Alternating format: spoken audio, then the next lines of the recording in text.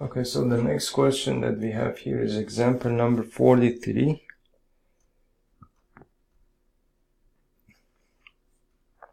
Example 43, which is let x be the set 1, 2, 3, 4, 5, 6, 7, 8, and 9. Let R1 be a relation in X. Let R1 be a relation in X given by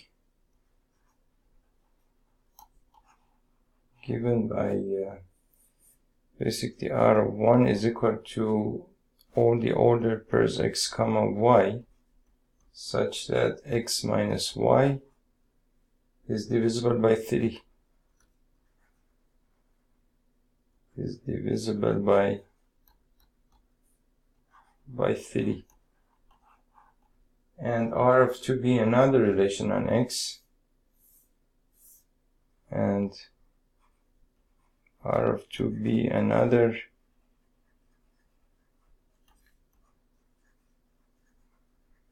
relation on x given by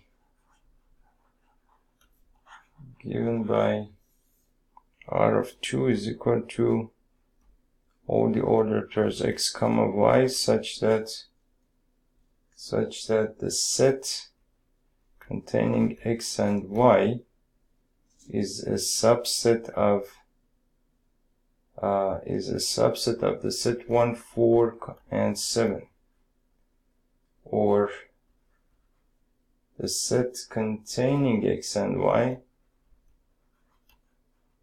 is a subset of the set 2, 5, and 8, or the set containing x and y is a subset of 3, 6, and 9. 3, 6, and 9. Okay. Show that R1 is equal to R2. Show that R1 is equal to R of 2. So now before I started writing here, I should have thought about the space that I don't have here. So I'm going to make a screenshot here and then move to another,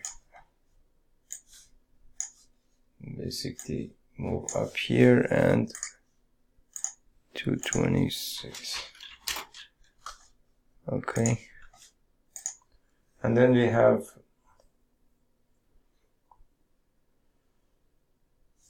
so basically the question that we have is X is basically this set containing all of these elements 1, 2, 3 through 9, and R1 is a relation on N, in X, or on X you could say as well, given by all the ordered pairs x comma y such that x minus y is divisible by 3, meaning that x minus y is a multiple of 3.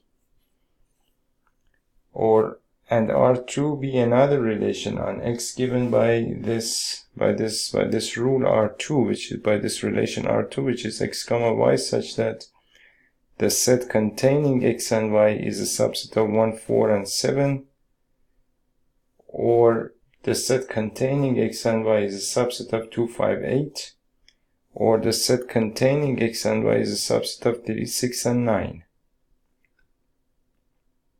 So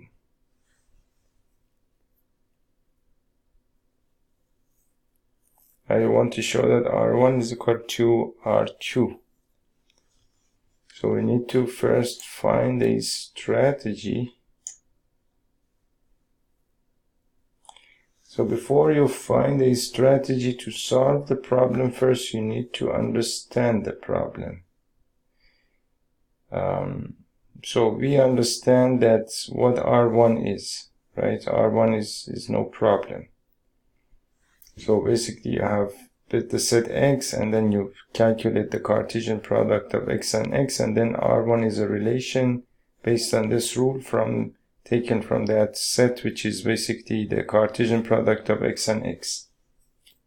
That we know. Now, when it comes to the relation R2, the relation R2 is telling us that basically the R2 is a set containing all of these ordered pairs X comma Y, such that if you form a set out of these elements X and Y, that set is going to be a subset of 1, 4, and 7. Or it's going to be a subset of 2, 5, and 8, or it's going to be a subset of 3, 6, and 9. Okay, so we can understand that as well. We have no problem with that. So I suppose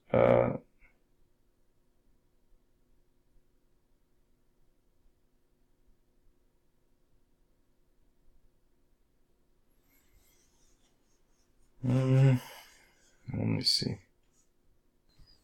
Okay, so basically the question here is asking basically let X be this set, and R1 is a relation in X given by this, and R2 is another relation on X given by this, and you want to show that R1 is equal to R2. So first of all, you need to pay attention to the fact that R1 and R2 are sets, right? So when you want to show that basically if R1 is a set, and for example if R2 is a set, when you write R1 is equal to R2, what that means is that R1 and R2 are equal sets. Equal sets means that they have the exact same elements. For example, you can say that A is equal to 1, 2, 3, 1, 2, 3, and B is equal to 1, 2, and 3. You can say that A and B are equal sets. You can call them equal sets. Now, in order to prove that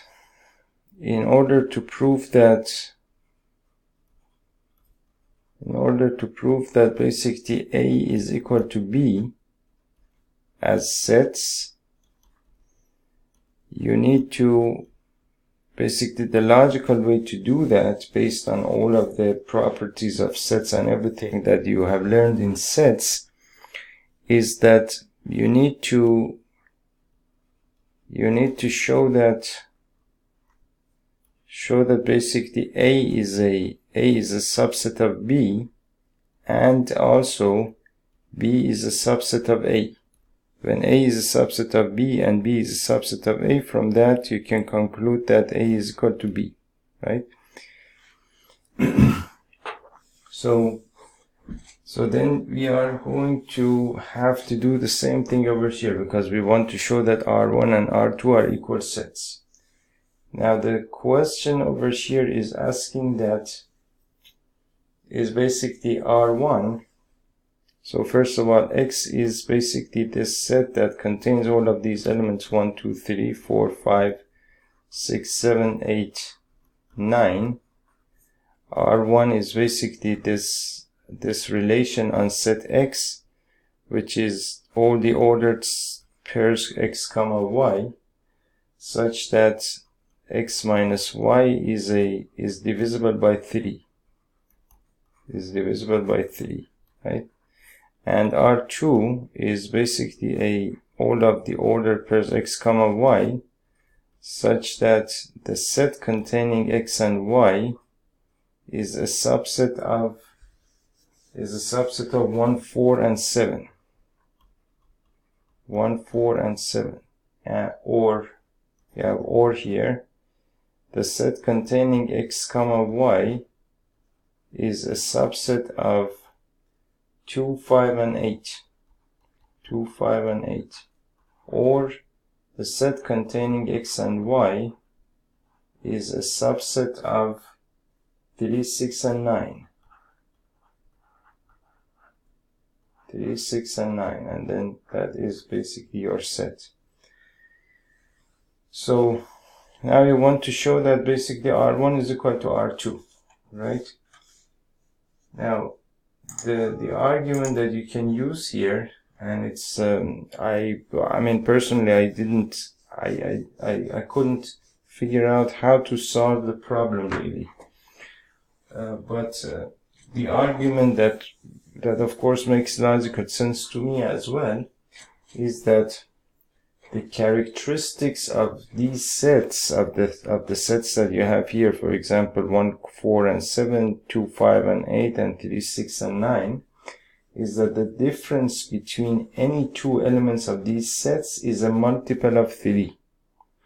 The difference between any two elements of any of these sets is a multiple of 3, meaning that, for example, if you take this set, for example, take it as 1, 4, and 7, and for example write 1 minus 4, this is equal to negative 3, this is a multiple of 3. If you write 1 minus 7 is equal to negative 6, it's a multiple of 3. If you write 4 minus 1 is equal to 3, is a multiple of 3. 4 minus 7 is equal to negative 3, is a multiple of 3. 7 minus 1 is equal to 6, is a multiple of 3. 7 minus 4 is equal to 3, is a multiple of 3, and so on and so forth. Take, for example, the next set, 2, 5, and 8. So, for example, 2 minus 5 is equal to negative 3, multiple of 3. 2 minus 8 is equal to negative 6, multiple of 3. 5 minus 2 is equal to 3, multiple of 3. 5 minus 8 is equal to negative 3, multiple of 3, and so on. And the same applies to 3, 6, and 9. Which means that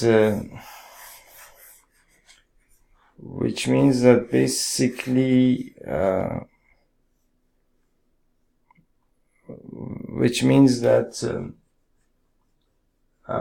x1 comma, I'm sorry, which means that x comma y belonging to R1 implies that x minus 1 is a multiple of 3. Of course, x comma y belonging to R1, this implies that x minus 1 is a multiple of 3. X minus y is a multiple of 3, of course, because x minus y is divisible by 3, right? And this implies that basically, x comma y, the set containing x comma y, is a subset of 1, 4, 7. Is a subset of the set 1, 4, 7. Meaning that you can pick your x and y from this set, and still x minus y would be a multiple of 3, of course. Or you can say that x minus, or you can say that x comma y, or you can say that the set containing x and y is a subset of the other set here, 2, 5, and 8. 2, 5, and 8. Or you can say that basically the set containing x and y is a subset of the other set, which is 3, 6, and 9. 3, 6, and 9. Which implies that x comma y belongs to R2. Of course, that implies that x comma y that belongs to R2, right? Now this basically x comma y belongs to R1 implies that x comma y belongs to R2. That implies that basically R1, that implies that R1 is a subset of R2, right? R1 is a subset of R2. And now, so we have shown that R1 is a subset of R2. Now we need to show that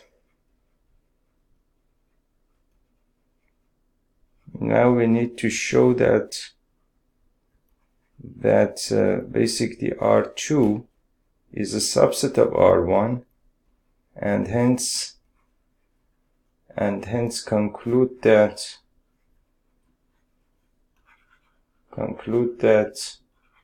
R1 is equal to R2, right? So what that means is that, so therefore you can say similarly,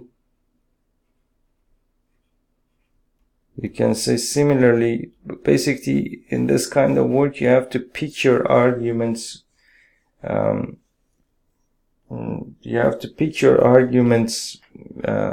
carefully. If you pick them carefully, you will simply come to the conclusion. But then, of course, it's not always easy to understand the situation properly. So what I do usually in the case of such problems, in the case of problems that come in the sections related to miscellaneous examples and that sort of thing, these are usually a little bit tricky, right? So personally, usually some of the time I don't understand the situation, at least at first I don't understand the situation properly. So what I do is that kind of I think about the problem a little bit. Most of the time I don't get the solution myself. So then what I do is that I go through the solution that has been given in the text step by step, and that way you will be able to understand the logic used in order to solve the problem, and also you will, and simultaneously you will be familiarized with the situation itself, and that's basically the way that you can use this kind of example. So similarly, you can say that the set containing x and y, you can say that the set containing x and y belongs to R2, which means that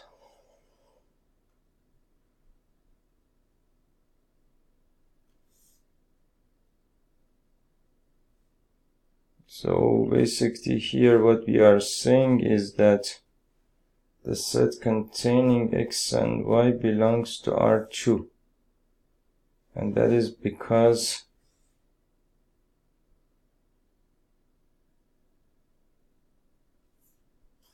okay, so now basically if I say that if I assume that the set containing x and y belongs to R2, then the condition here is that the set containing x and y is either a subset of this set, or a subset of this set, or a subset of this set, right? So then what that means is that this implies that basically the set containing x and y, is a subset of the first set, which was basically this set over here, 1, 4, and 7. 1, 4, and 7. Or you can say that basically the set containing x and y is a subset of the second set, which is basically the set that we have here, 2, 5, and 8. Which is the set that we have over here, which is 2, 5, and 8. 2, 5, and 8. And or you can say that basically the set containing x and y is a subset of the third set, which is the set 3, 6, and 9. 3, 6, and 9, right? So, which in any of these cases, that implies that basically x minus y is divisible by 3. Is divisible by 3, right? And what that means is that what that implies is that x minus the set containing x comma y, not x minus y, but the set containing x and y belongs to R1, right? Because here in R1 we are saying that basically all the ordered pairs x comma y such that x minus y is divisible by 3.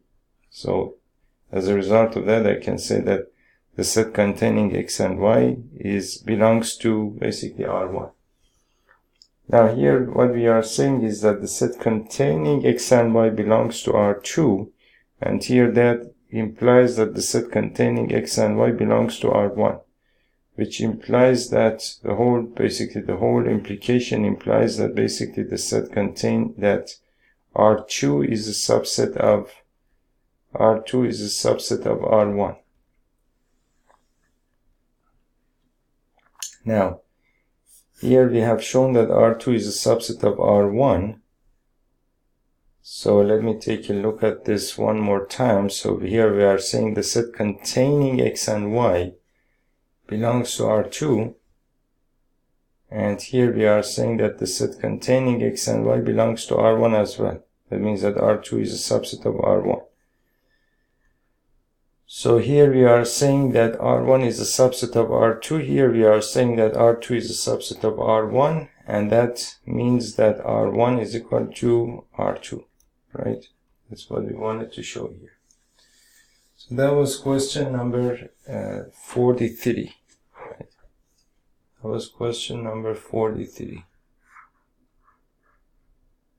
Now question number 44, we have let f as probably a function. Example number 44. Let f as a function from x to y be a function. Be a function, right? Define a relation R in X. Define a relation R in X by R is equal to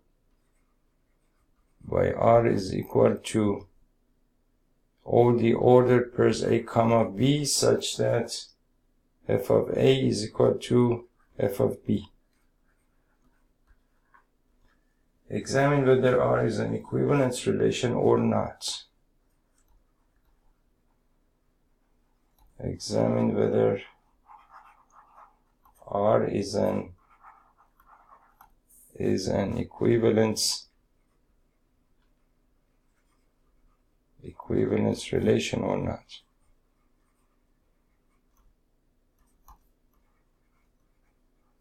Right?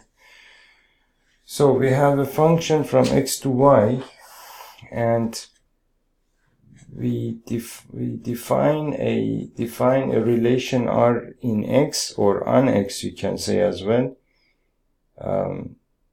by basically R is equal to all the ordered pairs A comma B such that f of A is equal to f of B. So this relation is dependent upon this function, right? F of A is equal to f of B. Okay. Now examine whether R is an equivalence relation or not. So this is a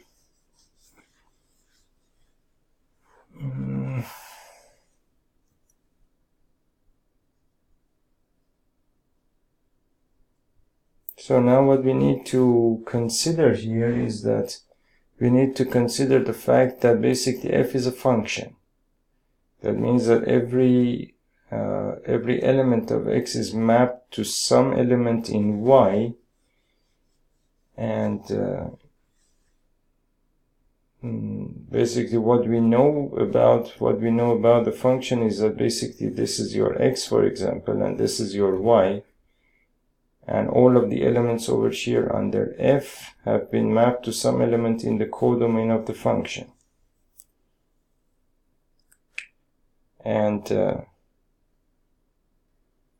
now what we are doing here is that we are defining a relation R on x, meaning that you take the Cartesian product of x, and meaning that you write you have your x over here and you have your x over here, and all of the elements of x are here and here, and you have your R on x, and the rule that we have for R is that, well, a comma b, meaning that a is related to b such that f of a is equal to f of b, meaning that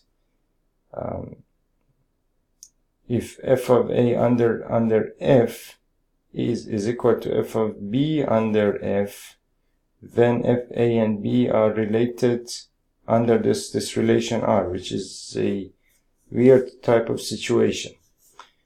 Now, of course, this must have some sort of application somewhere, but I cannot see how, at least right now.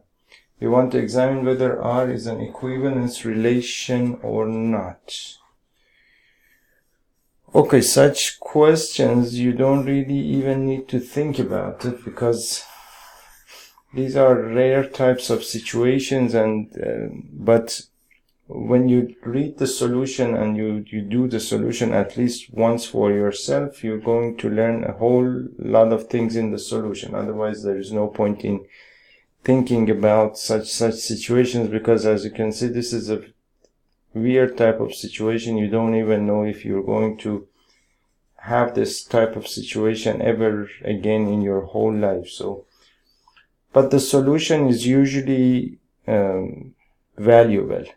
Most of the time, 95% of the time, the solution is very valuable. And I'm referring to this text only. I'm not talking about other texts. So the solution is,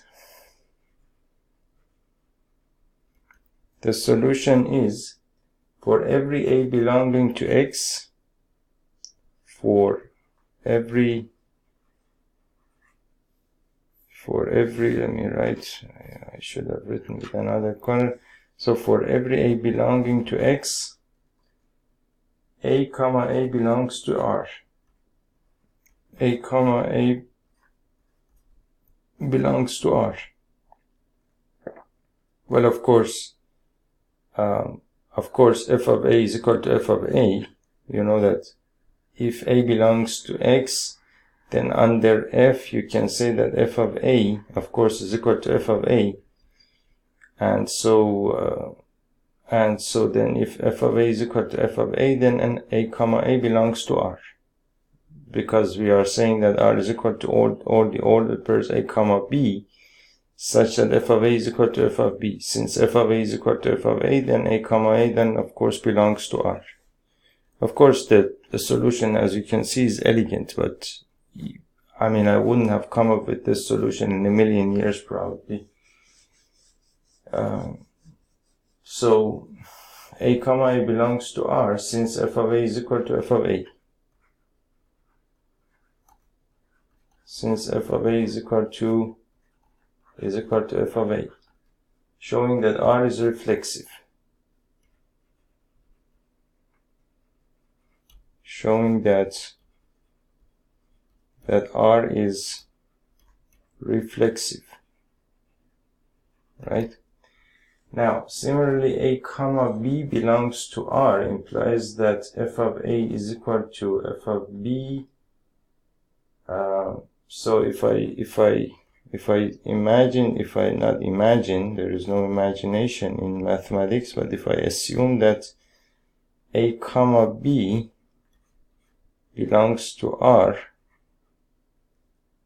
that implies that f of A is equal to f of B, right? Which implies that f of B is equal to f of A, which implies that f of B is equal to f of A, right? You see how beautiful the whole thing is? F of B is equal to f of A, which implies that, let me write it this way so that you understand this much better.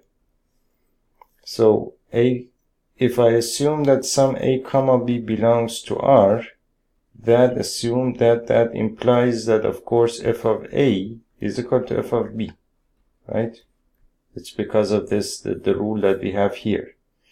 If f of A is equal to f of B, then of course you can write the same thing as f of B is equal to f of A.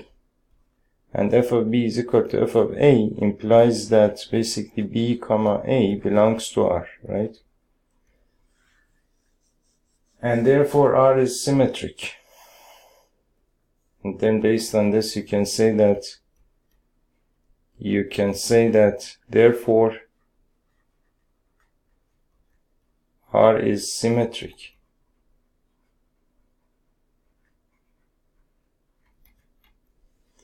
And to show that basically R is transitive, you can say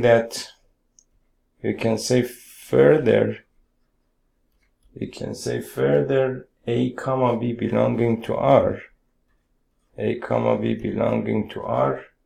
and B comma C belonging to R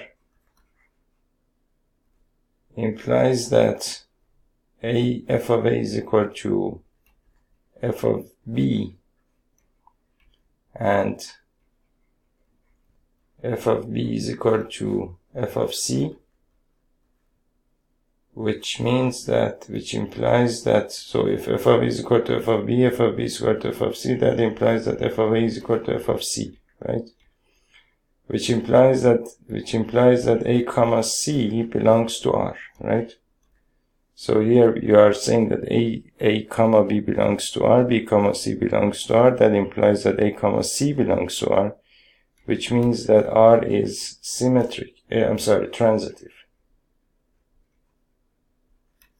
R is transitive. And therefore you can say that R is an equivalence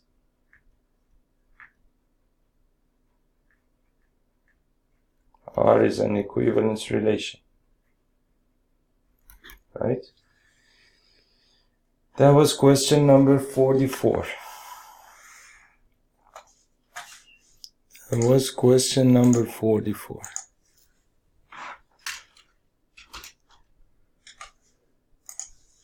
Okay. Question number 45. We have, or example 45, we have determine which of the following binary operations on the set R are associative and which are commutative. So we have binary operations on R. You want to know which one is associative or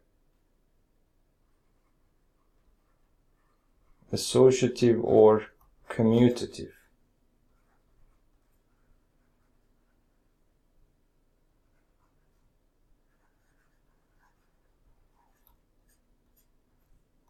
Right, so that is basically what you want to do.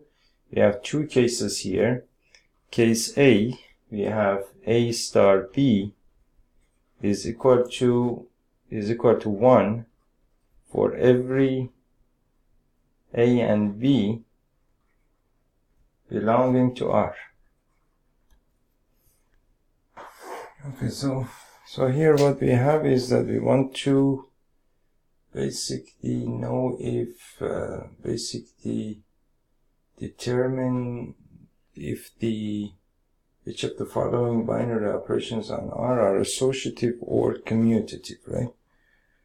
So here basically you can see that A star B is equal to 1 for all A and B belonging to R. So since A star B is equal to 1, well, for every A and B belonging to R, then that basically simply implies that B star A is also equal to 1, because here we are saying for every A and B belonging to R, A star B is equal to 1. And so that basically means that star is commutative.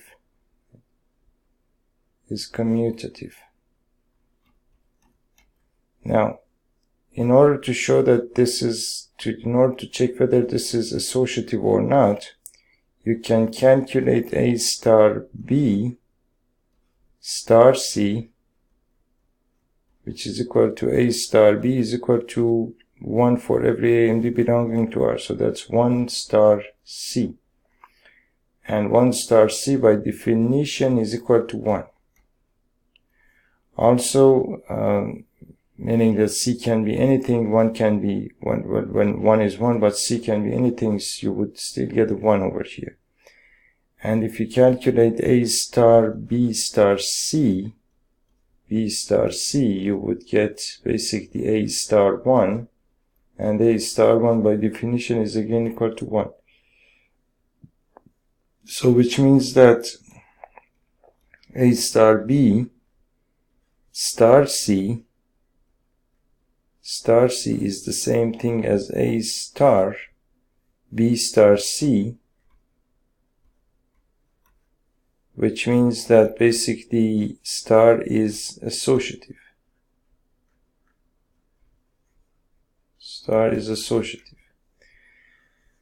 Now the second part of this question is basically A star B is equal to A plus B divided by 2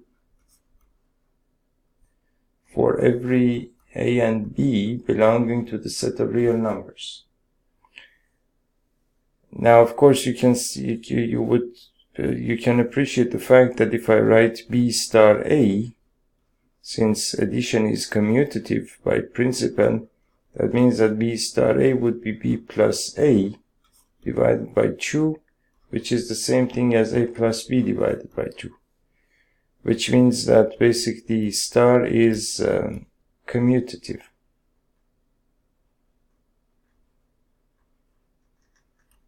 Star is commutative. Moreover, to check whether star is associative, you can calculate A star B star C, which is the same thing as A plus B divided by 2 star C, and that's the same thing as basically A plus B divided by 2, so you'll get A plus B divided by 2 plus C divided by 2, which is the same thing as A plus B plus 2C divided by 2 divided by 2, which is the same thing as A plus B plus 2C divided by 4. Now if you calculate A star B star C, that's the same thing as A star basically B plus C divided by 2, which is the same thing as basically A plus B plus C divided by 2, which is the same thing as basically 2A plus B plus C divided by 2, which is the same thing as 2A plus B plus C divided by 4. Which means that, well, these are not equal, which means that basically star is not associative.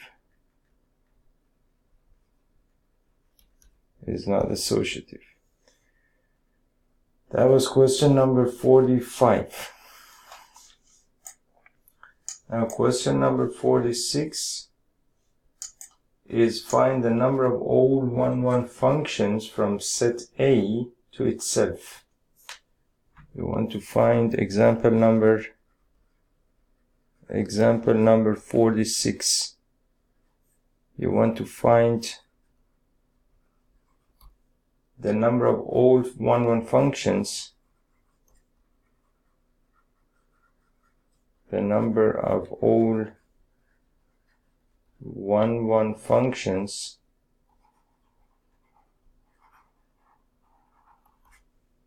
from set A to itself,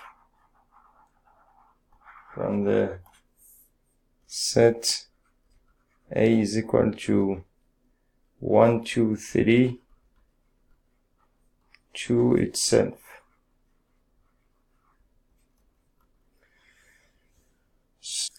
Okay, so basically I thought well, a lot about this problem, because this seems to be I mean, to me this is an interesting problem, but I couldn't find the solution. I mean, well, the solution is of course written, but I didn't understand why they have solved the problem this way.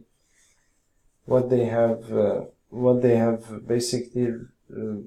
said, first of all, the problem is that you want to find the number of all 1-1 functions from the set A to itself. So the set A would be basically 1, 2, and 3, and itself would be the set 1, 2, 3. And then in order for this to be a function, of course, and a 1-1 function, then of course, for example, you have to map this element to this element, this element to this element, and this element to this element. Or you could map, for example, you could have, for example, this type of situation, 1, 2, and 3, and you could, for example, map this element to this element, this element to this element, and this element to this. And you can see you get a different number of ways that you can basically map all of the elements in the domain to all of the elements in the codomain, right?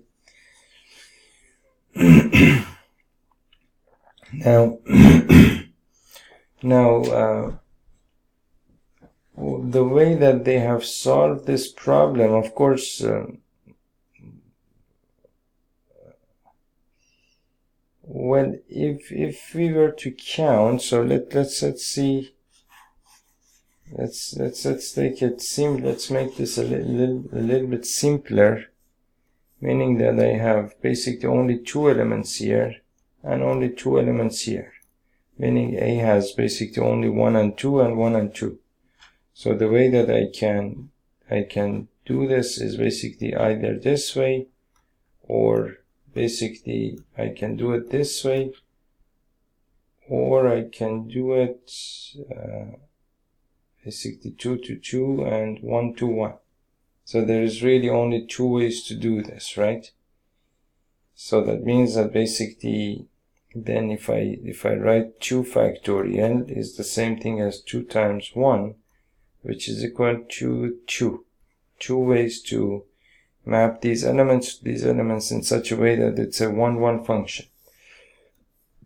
Now if we go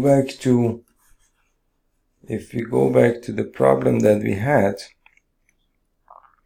if I have 1, 2, and 3 here, and if I have 1, 2, and 3 here, and if I map this element to this element, this element to this element, now what I can do again, I can keep this constant and change these two, and so that would be basically, so this would be one way of doing it.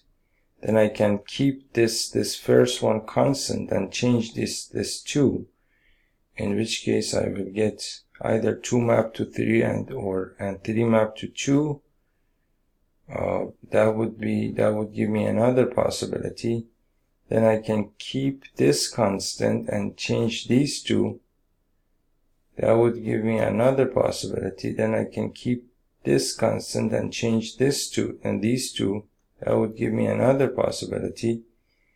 And then I could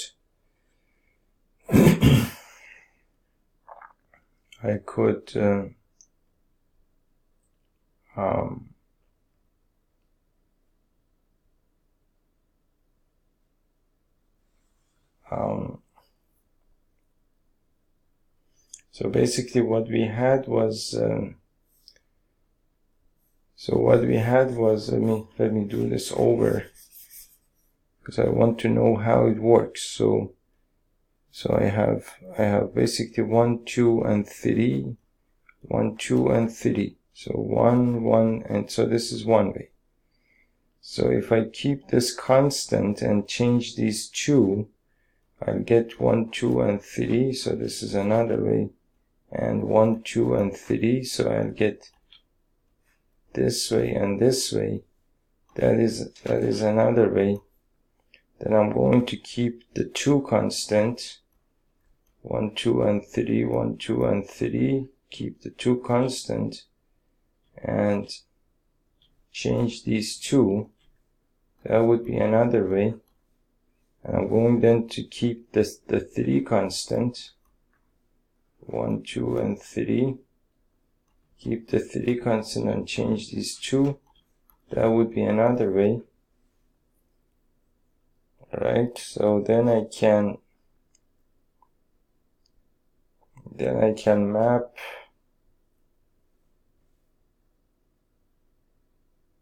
one to 3, 2 to 1, for example. I can do this as well, 1, 2, and 3, 1, 2, and 3. So I can map 1 to 3, 2 to 1, and 3 to 2. That would be another way of doing it. Then I can map, for example, 1 to 2. We have already done that. So I guess you need to start with, well, let me do it this way. I know that I'm probably wasting your time, but this is something interesting that I want to do. So basically, let's say that you have 1, 2, and 3 here, 1, 2, and 3 here, and you want to map these to these. So I map 1 to 1, 2 to 2, 3 to 3. That is one way. Then I change these 2, meaning that I have 1, 2, 3, 1, 2, 3. So I can change these 2. So that would be another way of doing it. And now I need to change, I need to move 1 to another element here. So 1, 2, 3, 1, 2, 3. So now I map 2 to 1 and 2 to 1, 3 to 1. That's another way of doing it. 1, 2, 3, 1, 2, 3. So now I keep 1 map to 2 and 2 to 3, 3 to 1. That's another way of doing it. And now for 1 to 2 is completed, right? So then I map 1 to 3. 1, 2, and 3. 1, 2, and 3. Now I map 1 to 3, 2 to 1, 3 to 2. That's another way of doing it. Then I keep 1 map to 3, and then now 2 to 2, and 3 to 1. That's another way of doing it. Then I can 1, 2, 3, 4, 5, and 6, right? I'm sorry, 1, 2, 3, 4, 5, 1, 2, 3, 4, 5, and 6. That's already 6 different ways. And I think there is no other ways to do this based on the solution that I can see here. Otherwise, I don't really know. Now I have moved 1 map to 1, 1 map to 2, 1 map to 3. So now if I choose, for example, if I choose 1, 2, and 3, 1, 2, and 3, and map 2 to 1, for example, then I have 1 map to 2 and 3 map to, which I already have over here. So this I cannot do. I cannot accept that. So 2 to 1, I keep 2 to 1. So 1, 2, 3, 1, 2, 3. I keep 2 to 1, and then, but instead 1 to 3, 3 to 2. I think we have already done this here. Right, so we cannot accept this either. So basically then 2 map to 1 and then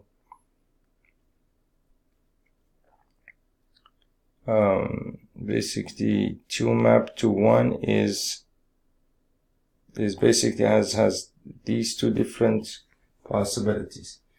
So as you can see, and then I suppose if you just keep going, you will get all of these repeated cases that we have already done, and then you will get basically only 3 factorial ways, or 3 factorial, which is the same thing as 2 times 3 times 1, which is equal to 6 different ways, these 6 different ways. And we saw that basically when we had 2 elements 1 and 2,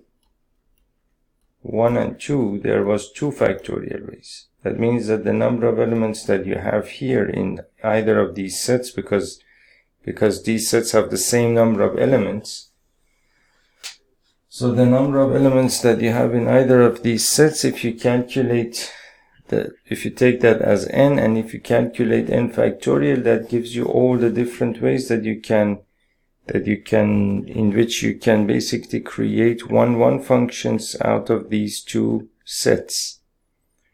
Now why that works is that, now what I want to know is that why this n factorial here works.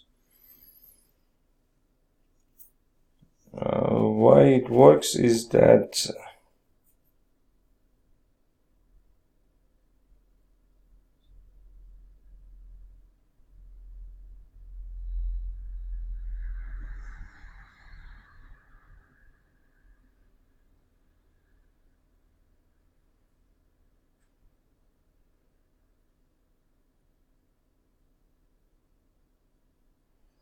basically here what you are doing is that you are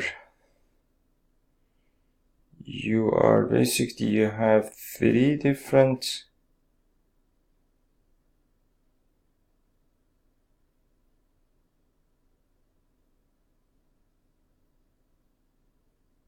well, I don't really understand. I don't really understand why this n factorial works, but to give you a tip, so for example, let's say that to give you a tip, so if you want to basically think about this problem and probably tell me why it works, because I couldn't understand it.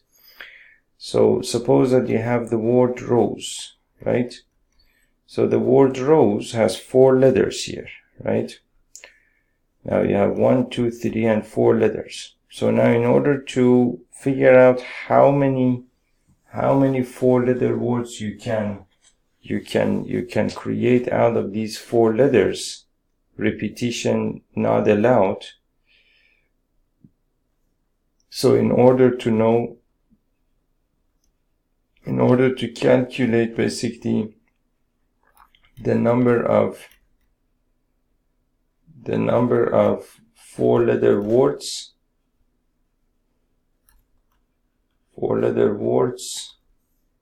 with or without meaning,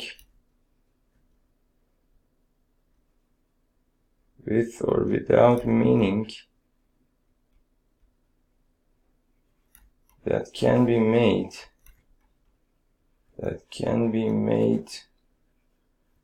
out of the letters of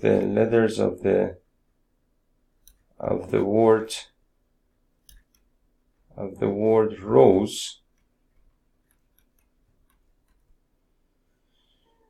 out of the letters of the word rose. And here you need to pay attention to the fact that the word rose is basically R, O, S, and E, meaning that no letters have been repeated, meaning you don't have repeated letters in here. R is different from O, O is different from S, S is different from E, and every letter is principally basically different from every other letter, right? Meaning that it is different from the word, for example, root. In the word root you have 2 O's, and these 2 O's are not different basically, so that would be a different type of problem. But But then if you have the word rows, and in order to calculate the number of 4-letter words with or without meaning that can be made out of the letters of the word rows, you can calculate, basically you can use the concept of permutation. You can use the concept of permutation, and you can calculate, basically, you know that n permutation r is equal to n factorial over n minus r factorial. That is the formula that we use for permutation. In this particular case, for example, you have 4 letters, so your n is equal to 4. And you are making 4-letter words, so your r is going to be equal to 4. So then you're calculating 4 permutation 4, which is equal to, based on this formula, 4 factorial over 4 minus 4 factorial, which is equal to 4 factorial over 0 factorial. 0 factorial is equal to 1, that's equal to 4 factorial, right? So that gives you 4 factorial for 4 rows. By the same logic, if you, and this is basically, this gives you all the number of all the different words that you can make with the letters rows, meaning that ROSE, meaning that you basically create all the possible different arrangements of these letters put together, right? Now, what you additionally can do, for example, you can see that the number of the letters over here is 4, and you got 4 factorial here. If you have, for example, the word ROSE, for example, L, of course this word probably doesn't mean, is not even a word, but in order to calculate the different number of letters, the different number of words that you can make with these letters, with or without meaning, and of course here repetition is not allowed. Repetition is not allowed here, right? Here again, repetition not allowed. This, you have basically 1, 2, 3, 4, 5 letters here, and the number of the letters that you would find would be 5 factorial, right? And so here again, we are actually using the concept of permutation, and we are getting basically n factorial. So for example, for this case, we are getting a 3 factorial. When we were talking about a set that had, for example, only 2 elements, we got the 2 factorial. But right now, my mind is not very, I'm probably at the end of my day right now, so my mind is a little bit tired. So I cannot understand the type of the problem, or why this applies here, or why this works here.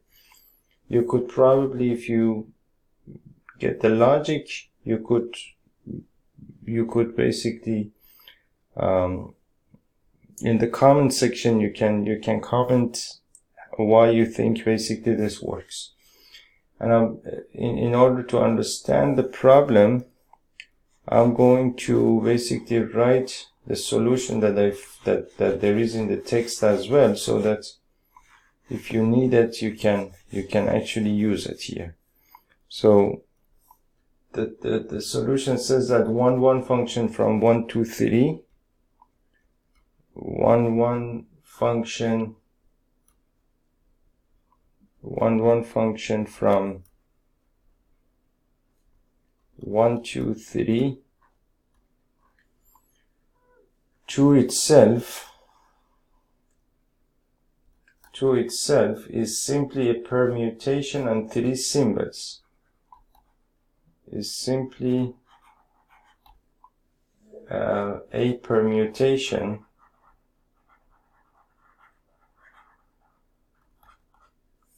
on 3 symbols.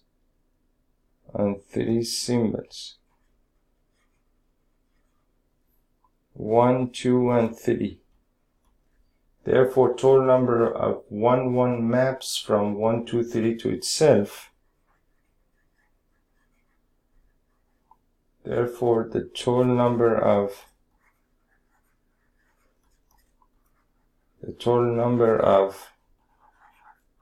maps, total number of 1-1 maps, the total number of 1-1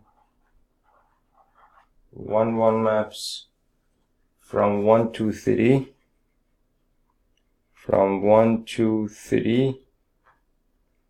to itself is the same as the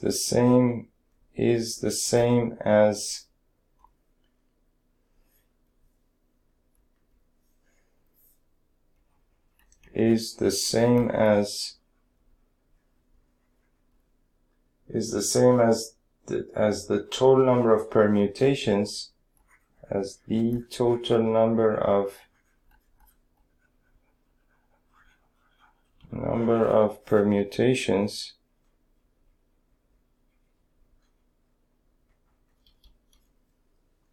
on 3 symbols 1, 2, 3,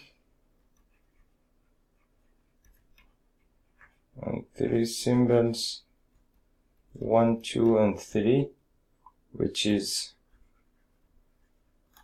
3 factorial, which is equal to 6. Now, like I said, I didn't understand, and even in this exact example, even the sentence is a little bit, has a couple of problems, meaning that it's not even easy to understand the sentence itself, or the sentences that have been used in this solution. But hopefully, if you understand that, please let us know as well. So hopefully you enjoyed this video, and we have a couple more questions here to cover.